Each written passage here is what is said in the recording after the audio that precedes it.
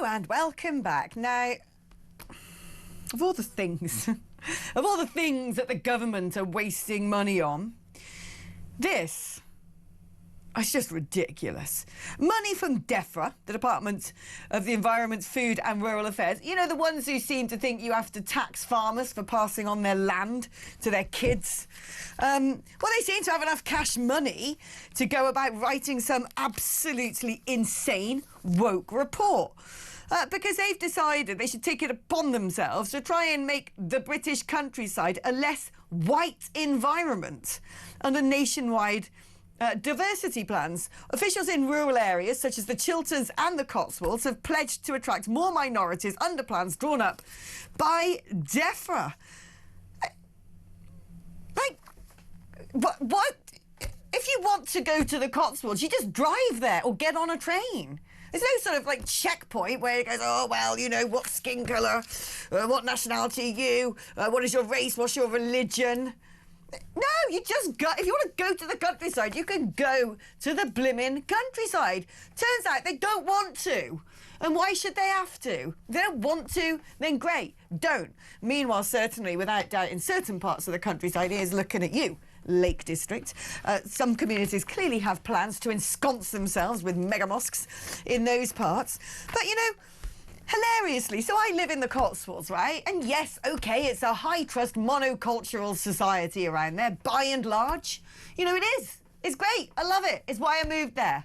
You can leave your door unlocked. You haven't got people trying to sort of walk in and nick stuff. And you're not being harassed on the streets by men with funny ideas about women. It's absolutely marvellous. If you were to drop your wallet in the middle of Cirencester town centre, someone's going to pick it up and chase you down the street to hand it back to you. It's just nice, functioning old England out there, and don't we just love it? But the idea that it's somehow racist because it functions and is nice and is traditional, I mean, this comes on the very same day, ironically, that the front page of The Sun is all about how Lewis Hamilton's getting it on with Kim Kardashian. Oh, where did they go on their date? That's right, the Cotswolds, just as Jay-Z and Beyonce are buying a home in, that's right, the Cotswolds. So, you know, frankly, that proves the point. If you want to go to the Cotswolds, it doesn't matter what your skin colour is, off you go. Go enjoy yourself. Unfortunately, I can't stop you.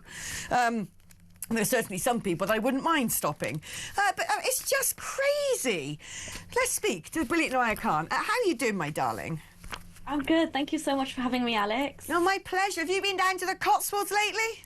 I have, and I absolutely loved it for all the aforementioned reasons that you just listed. I mean, as you know, London's gone to the dogs, so it's a breath of fresh air seeing quintessential England, if you will, or like the last, you know, some of the last bastions of what you imagine England to look like. And when you go there, do you ever feel that, oh gosh, I feel like I stick out a bit here? You know, I don't look like everybody else in these parts with their barber jacket and their Wellington boots, although quite frankly, I don't think it's that stereotypically monocultural. I mean, has it ever crossed your mind that because you're not sort of, you know, white British, that the countryside is somehow scary? Not at all. And if I wanted to be surrounded by people that, you know, looked more like me and had ways of like living in the restaurants and halal shops and mosques that I, you know, for some reason craved, I would go to Southall or Whitechapel or all those areas that are already, you know, completely taken over in that regard. But as you're saying, nobody is stopping these people from walking in or visiting the Cotswolds or any other part of the countryside for that matter. And I feel like you touched on it perfectly, that there's a complete absence of interest there, and I think that needs to be the focus. A lot of these people, and I'm sorry, especially coming from an Islamic background, a lot of Muslims do not care for, you know, the English countryside or nature, or, I mean, how many memberships, like, do you think Muslim families hold of the National Trust or British Heritage, for example? It's unsurprisingly very, very low. I mean, when I'm reading some of this madness, I mean, how much money was spent on this, for crying out loud? One of the most alarming things is one of the particular regions, and I can't remember which one it is. Oh, this is it. This is it. Which one is this? One concern was that rural facilities catered to white English culture, namely protected landscapes were closely associated with traditional pubs, which have limited food options and cater to people who have a drinking culture. Because we're British! Because we like a pub. You can go to a pub and get a non-alcoholic drink. It is possible, you know. You don't be scared because other people are having a pint. Why do they want us to completely reverse the way that we live here? And when you read some of this mad thing, many communities, this is quoting one of these reports, many communities in modern Britain feel that these landscapes hold no relevance for them.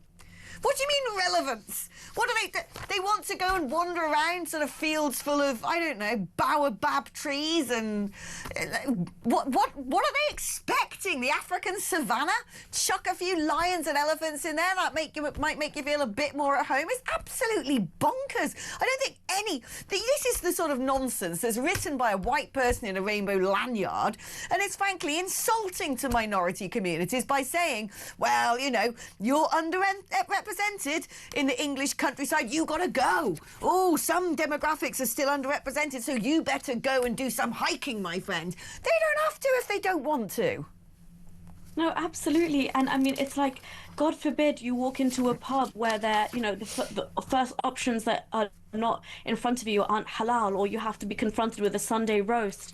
I mean, you can't, it speaks to a wider problem of like this kind of separatist mindset where you can't even enter an establishment if they're serving alcohol, for example, you know, which, as we say, pubs are quintessential for English culture. Every 200 yards there should be a pub, rightly so. The same way if you go to Dubai or somewhere else in the UAE, every 200 yards you'll see a mosque. Fair enough. But it's just, you know, people walking their dogs, people out enjoying life, free mixing, things like that. If we allow kind of this DEI mindset to transport itself to the countryside, you're going to start having restrictions on things that are so normal. Well, no, I mean, this is the thing. One of the proposals is to make sure that people don't have their dogs out and about, because it might scare some Muslims because dogs aren't halal. I mean, I don't like dogs, okay? Where I live is really doggy, and I don't particularly care for it. I love my neighbour so much. She's the greatest person on earth, and she looks after me so well, and she happens to be a dog groomer, and she keeps turning over my doorstep with creatures, and, you know, she's like giving them a walk, and she's come over to have a cup of tea, and I'm like, oh, look, that one's got weird eyes that are close together. But, you know, like, I don't particularly like dogs, but if you've got a dog and you live in the countryside, you're free to walk it. You can't turn around and say, well, you know, might upset some people who might want to visit one day. No, exactly. And I genuinely do think, you know, just going back to the point of the lack of interest, as you said, some of them just, there's no interest there in, you know, a lot of these.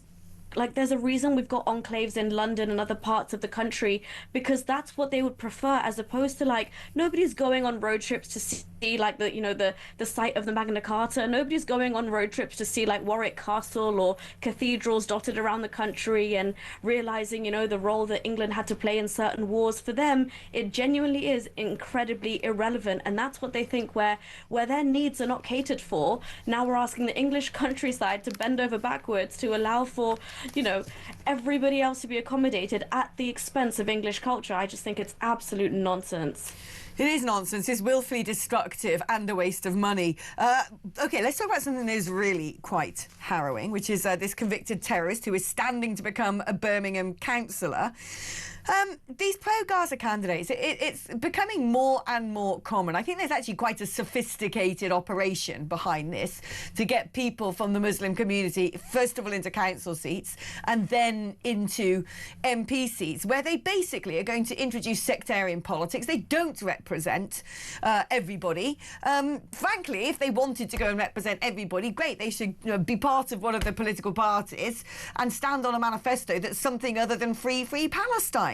But the problem is as well, some of these people, the things that they have said, some of the attitudes are absolutely horrible.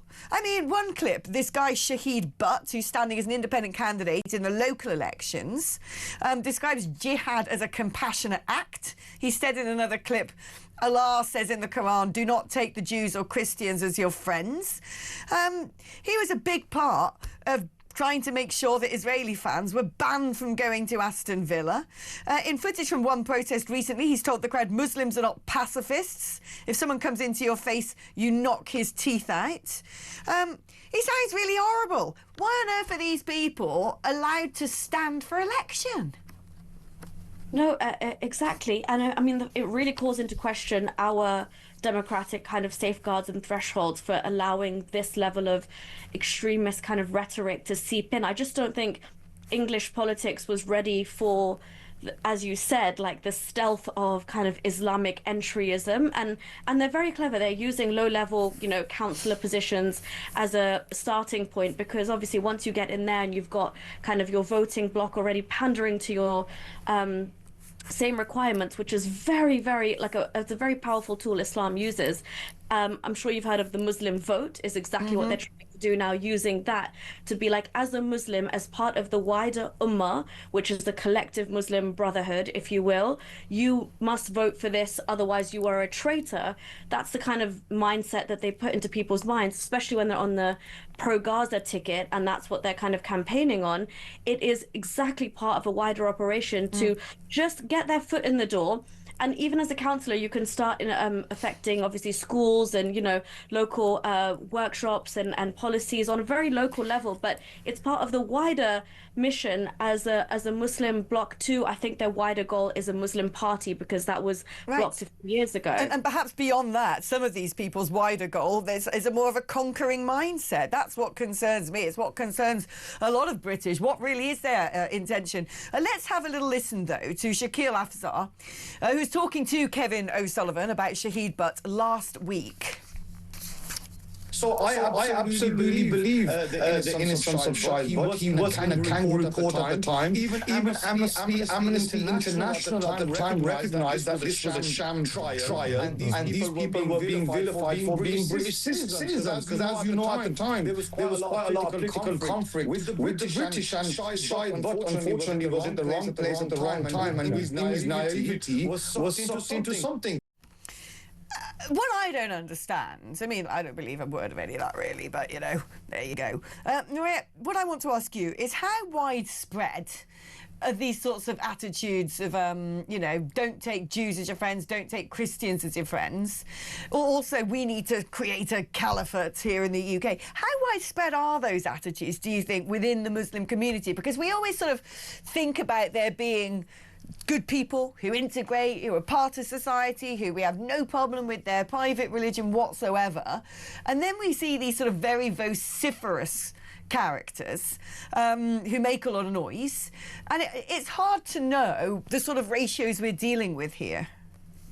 Well, Alex, I used to say initially, like, I don't want to fearmonger, but as of late, it's got more and more obvious that this kind of mindset is so prevalent, especially in areas like Birmingham, Luton, Tower Hamlets, these kind of areas where this mindset, I used to think it was obviously the generation that dealt with, you know, a semi-skin, like the skinhead threats and like the far right, and they're just kind of aggrieved parties, as Shahid Butt says he was. He grew up in a very racialized setting, and that's what made him all kind of turn.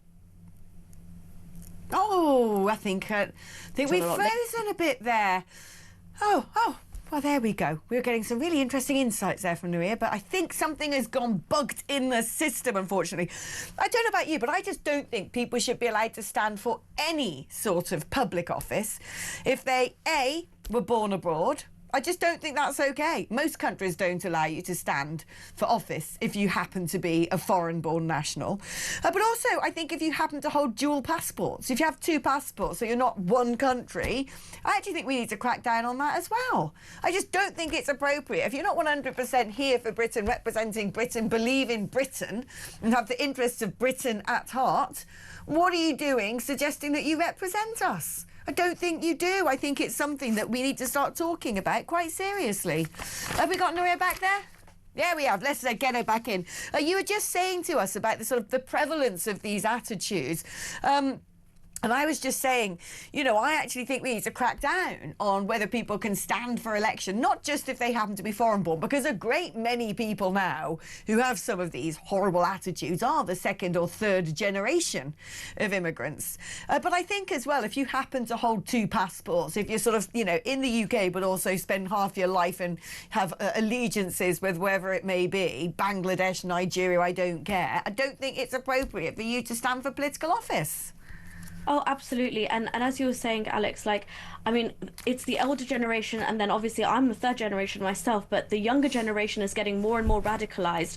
And these views that Shahid Bhatt has espoused about don't take Jews and Christians as friends and Muslims aren't pacifists, these are straight out of the Islamic textbooks. So this is exactly the way you need to think if you consider your Islamic religion as something that you hold strongly near and dear to yourself. So it makes it impossible to put being British ahead of being Muslim.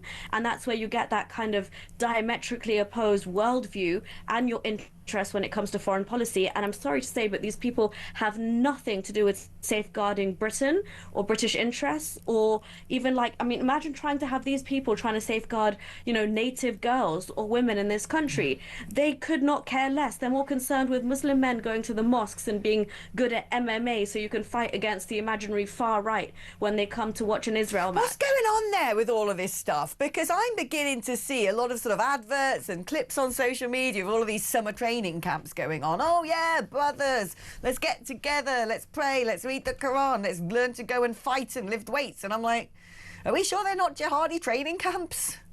No, and you're not wrong to think that. I mean, the way that they consider going to the mosque and learning Quran on the same, they put it on the same pedestal as make sure you're training up. It really beggars belief as to like, are you rallying the troops? Are you mobilizing the youth within the realm of the law? And this is why I think we need to be very careful, because the Muslim Brotherhood and Islamists in this country have so far taken advantage of all of our democratic principles by operating just within the realm of the law. And they do that very smartly and very strategically.